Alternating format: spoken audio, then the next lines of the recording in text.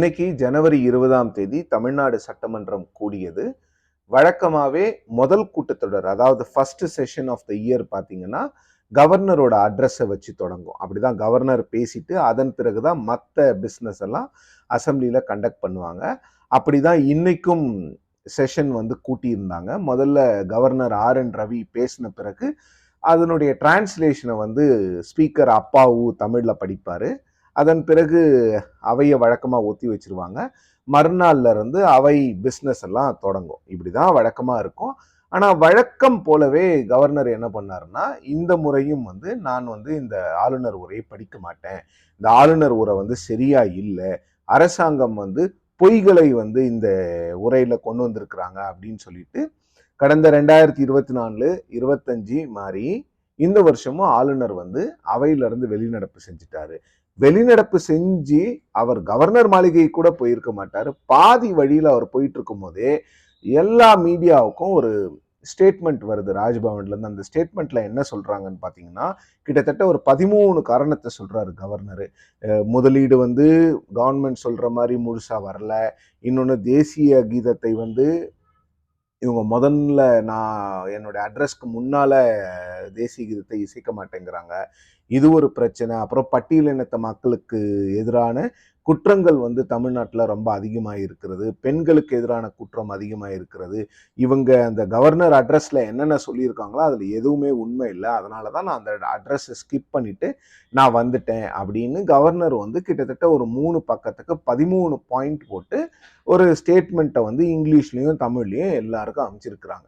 Okay, அது governor அந்த ஸ்டேட்மெண்ட்ல கொடுத்துருக்கிறது உண்மைத்தன்மை என்னங்கிறத அது எல்லாரும் விவாதிக்கலாம். அதுல எந்த ஒரு மாற்று கருத்தும் கிடையாது. அது வழக்கமா பண்ண வேண்டியதான். ஏன்னா திரு ஆர்.என். ரவி அவர்கள் இந்த திமுக அரசை கடுமையாக விமர்சனம் செய்பவர் தான் எல்லா இடங்கள்லயும். கடந்த ஒரு 2 நாளைக்கு முன்னால கூட முதலீடு பெருசா வரல தமிழ்நாட்டுக்குன்னு சொல்லியிருக்காரு. அதே குற்றச்சாட்டை தான் இன்னைக்கு அந்த ஸ்டேட்மெண்ட்லயும் கொடுத்திருக்கிறாரு. இது ஒரு புறம் இருக்க, ஆக்சுவலா கவர்னரோட ரோல் என்ன சட்டமன்றத்துல அப்படின்னு பாத்தீங்கன்னா, இப்போ former secretary general of Lok Sabha, அதாவது மக்களவையினுடைய முன்னாள் செக்ரட்டரி ஜெனரல் திரு PDT ஆச்சாரியா கிட்ட நான் பேசினேன். அவர் சொன்ன விஷயம் என்னன்னு பாத்தீங்கன்னா, கவர்னருக்கு வேற எந்த ஆப்ஷனுமே கிடையாது. அரசாங்கம் என்ன சொல்லுதோ அதை செய்யறது மட்டும்தான் அவரோட வேலை. அவங்க கொடுக்குற அந்த ஸ்பீச்சை அப்படியே படிக்கணும், கமா ஃபுல் ஸ்டாப் கூட மாற்றக்கூடாது. எதுக்குமே கவர்னருக்கு அதிகாரம் கிடையாது. கவர்னர் அந்த கவுன்சில் ஆஃப் மினிஸ்டர்ஸ்ன்னு சொல்றோம்ல, கேபினெட் என்ன சொல்லுதோ அதை கேட்கணும். கேபினெட்டுக்கு தான் அதிகாரம் இருக்குது, கவர்னருக்கு அதிகாரம் கிடையாது. இன்னொன்னு, கவர்னருக்கு பிடிக்கலனாலும் அதை படிச்சுதான் ஆகணும். அதை தான் கான்ஸ்டிடியூஷன் சொல்லுது. கான்ஸ்டிடியூஷனுக்கு எதிரான நடவடிக்கை தான் இன்னைக்கு கவர்னர் தமிழ்நாடு சட்டப்பேரவையில பண்ணியிருக்கிறாரு. அவர் பண்ணது கான்ஸ்டிடியூஷனுக்கு உட்பட்டு கிடையாது.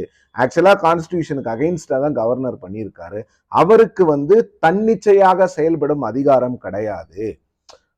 Council of ministers, cabinet, CM, மந்திரிகள் என்ன சொல்றாங்களோ அந்த கேபினெட் மீட்டிங் என்ன டிசைட் பண்ணுதோ அதை அப்படியே இம்ப்ளிமெண்ட் பண்ண வேண்டியதுதான் அவருக்கு வேற எந்த தனி அதிகாரமும் கிடையாது. இதை அவர் பண்ணக்கூடாது.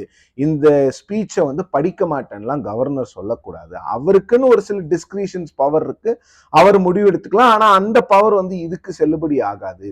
சட்டசபையை பொறுத்த வரைக்கும் இந்த ஃபர்ஸ்ட் அட்ரஸ் இருக்குல்ல, அந்த எவ்ரி இயர் பண்ற அந்த அட்ரஸை பொறுத்த வரைக்கும் அரசாங்கம் என்ன எழுதி கொடுக்குதோ அதை அப்படியே படிக்கணும். இது PDT ஆச்சாரி அவர்கள் இன்னைக்கு என்கிட்ட சொன்னது.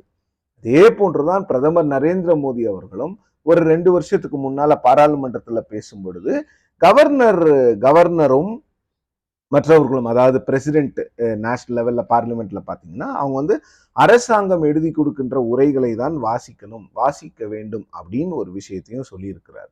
ஸோ இங்க இந்த விஷயத்தை பொறுத்த வரைக்கும் கவர்னர் 3வது முறையாக இந்த தவறை செய்கிறார். 4வது முறையாக சட்டமன்றத்திலிருந்து வெளிநடப்பு செய்கிறார். சரி, எப்பவுமே நாம பார்த்திருப்போம், எதிர்கட்சிகள் தான் வெளிநடப்பு பண்ணுவாங்க பிரச்சனை பண்ணிட்டு. ஆனா முதல் முறையா தமிழ்நாடு சட்டமன்றத்துல தான் கடந்த 4 வருஷமா நாம பார்த்துட்டு இருக்கிறோம், கவர்னரே சட்டமன்றத்துல இருந்து வெளிநடப்பு செஞ்சுட்டு எதிர்கட்சிகள் என்ன செய்வாங்கோ அதே போன்ற ஒரு விஷயத்தை தான் கவர்னர் செய்து கொண்டிருக்கிறார். எதிர்கட்சி தலைவரே சபையில இருந்து வெளியில பேசுறதுக்கு, மீடியா பைட் கொடுக்கறதுக்கு முன்னால கவர்னர் ஆபீஸ்ல இருந்து 3 பேஜ் ஸ்டேட்மெண்ட் வருது. ஸ்டேட்மெண்ட்ல 12 பாயிண்ட் 13 பாயிண்ட போட்டு எல்லாத்தையும் கொடுக்குறாங்க. ஒரு எதிர்க்கட்சி தலைவர் செய்ய வேண்டிய விஷயத்தை கவர்னர் செய்கிறாரா அப்படிங்கிற கேள்வி எழுது. ஸோ இதெல்லாம் ஒரு புறம் இருக்க, கவர்னர் அவர்கள் சட்டசபையிலிருந்து வெளிநடப்பு செஞ்சு போயிட்டார்ல, அந்த ஹவுஸை விட்டு கிளம்பிட்டாரு.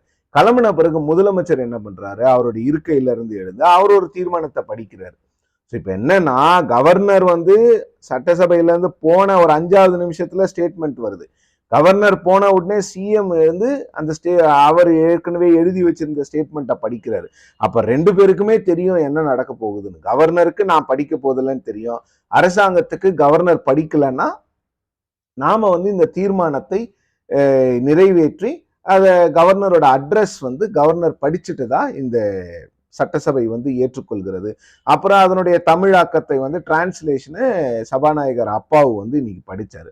ஸோ முதலமைச்சர் எந்திரிச்சு அவர் ஒரு தீர்மானத்தை முன்மொழியும் போது அதுல அவர் என்ன சொல்ல வர்றாருன்னா, இது வந்து வழக்கம், சட்டமன்றத்தை பொறுத்த வரைக்கும் வந்து முதல் கூட்டத்தொடர்ல ஒரு வருஷத்தினோட ஃபர்ஸ்ட் செஷனை வந்து கவர்னர் தான் வந்து ஆரம்பிச்சு வைக்கணும். கவர்னரோட உரையோட அரசாங்கத்தினுடைய கொள்கை பதிப்பா அது இருக்கும்.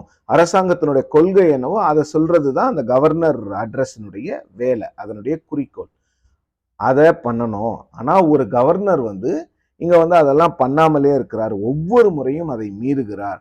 அப்போ மீறப்படுகின்ற சட்டம் எதுக்கு, இந்த சட்டம் இருந்து என்ன பண்ண போகுது, இந்த மரபு இருந்து என்ன பண்ண போகுது அப்படிங்கிற கேள்வியை எழுப்பிட்டு திராவிட முன்னேற்ற கழகம் வந்து மற்ற கட்சிகளோடு சேர்ந்து இந்த சட்டம் வேணாம், அதாவது இந்த மரபே வேணாம், ஆளுநர் உரையோடு தான் சட்டமன்றம் வந்து முதல் கூட்டத்தொடர் தொடங்க வேண்டும் அப்படிங்கிற அந்த மரபே வேண்டாம், அதை எடுத்துருங்க அப்படிங்கிறதுக்கு கான்ஸ்டியூஷன்ல நாங்க என்னென்ன அமெண்ட்மெண்ட்ஸ் பண்ண வேணுமோ அதெல்லாம் நாங்க வந்து மற்ற கட்சிகளோடு சேர்ந்து பண்ணுவோம்னு சொல்லியிருக்கிறார்.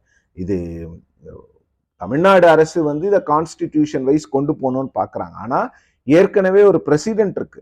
தெலுங்கானா மாநிலத்துல பாத்தீங்கன்னா திருமதி தமிழிசை சவுந்தரராஜன் அவர்கள் வந்து ஆளுநராக இருக்கும் பொழுது அந்த மாநிலத்தினுடைய முதலமைச்சராக இருந்த திரு சந்திரசேகர் ராவ் அவர்கள் வந்து ஆளுநர் உரை இல்லாமலே அவங்க வந்து அசம்பிளியை கண்டக்ட் பண்ணியிருக்கிறாங்க. அப்படிப்பட்ட பிரசிடென்ட்லாம் இருக்கு இந்தியாவில்.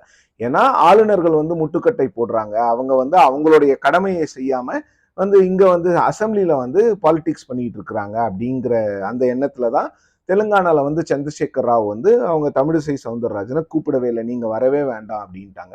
ஸோ அந்த மாதிரிலாம் தமிழ்நாட்டில் இல்லாம இவங்க சட்டப்படி அதை பண்ணணும்னு நினைக்கிறாங்க. இன்னொன்னு, திமுகவை பொறுத்த வரைக்கும் அவங்களுக்கு ஆளுநர் பதவி என்பதே வந்து அவங்களுக்கு வேண்டாம். அவங்களுக்கும் கவர்னருக்கும் வந்து எப்ப பார்த்தாலும் ஒரு டென்ஷன் இருந்துகிட்டே இருக்கும்.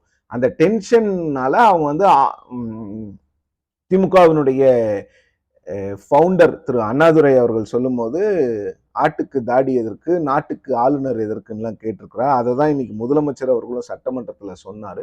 ஸோ இப்போ வந்து கவர்னர் ஒரு சட்டத்தை மீறுகிறார், ஒரு மரபை மீறுகிறார்.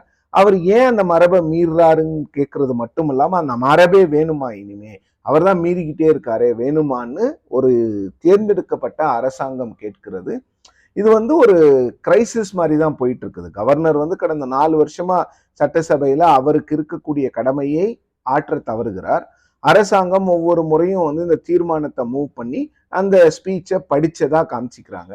இதற்கு என்ன எண்டு அப்படின்னு பாத்தீங்கன்னா, ஆக்சுவலா வந்து கவர்னர் அதை படிக்கிற வரைக்கும் இதுக்கான எண்டுல அப்படி இன்னொரு முடிவு இதுக்கு கட்டணும்னு பாத்தீங்கன்னா ஒன்னே ஒண்ணுதான், இந்த மாதிரி கான்ஸ்டிடியூஷனல் அமெண்ட்மெண்ட்டை கொண்டு வந்து இந்த மரபே வேண்டாம் அப்படிங்கிறத பண்ணணும். பட் இதுல இன்னொரு விஷயம் என்னன்னு பாத்தீங்கன்னா, எல்லாருமே சொல்லக்கூடிய எல்லா கான்ஸ்டிடியூஷனல் எக்ஸ்பர்ட்ஸும் சொல்றது வந்து கவர்னர்களுக்கு இதை படிக்காமல் இருக்க அதிகாரம் கிடையாது, அவங்களுக்கு அந்த பவர்ஸே கிடையாது, அவங்க படிச்சுதான் ஆகணும். Every now and then supreme court வந்து இதை சொல்லிக்கிட்டே இருக்கிறாங்க. அரசாங்கங்கள் என்ன சொல்லுதோ அதை மட்டும்தான் ஆளுநர்கள் கேட்க வேண்டும். They will have to go by the aid and advice of the Council of Ministers.